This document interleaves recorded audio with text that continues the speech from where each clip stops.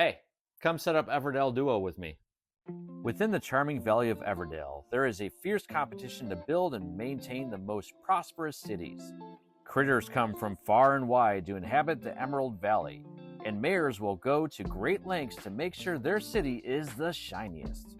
You will take on the role of one of these mayors, going nose to nose against your opponent. But time and resources are scarce, and if all the events are to be celebrated before the year's end, you will have to plan carefully and play strategically to claim the victory. Or you may decide to combine your skills and work together to govern one city. This will certainly be a challenge, as both you and your partner will undoubtedly have different ideas and plans for how to best accomplish your goals. But if you can find a way to agree despite your differences and keep the local newspapers satisfied with your performance, you may just create the most harmonious city Everdell has ever known. The sun is rising, time to get to work. Everdell Duo is the latest offering in the Everdell series. Now, if you're not familiar with Everdell, it's a game in which you are placing workers out into the forest to collect resources to build the best possible forest city and to attract the critters of that forest to your city. Now, this is a condensed version of the original game, and it's made for 1 or 2 players.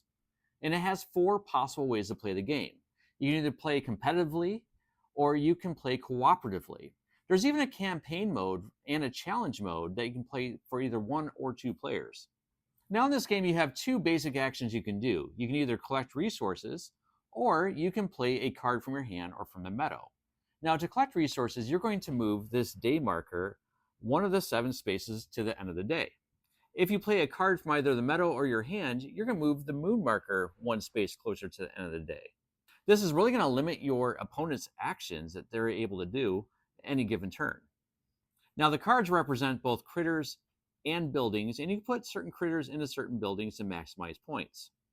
You also have challenge tokens across the top.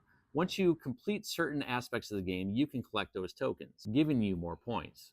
This game is pretty quick and easy to play, and it doesn't take up a lot of table space. A lot of people love the original Everdell, but the biggest complaint I've heard is that it takes up a lot of room and there's a lot of setup time, so it's not an easy one to get to the table. They did a great job of condensing this game down and still making it feel like a true Everdell game.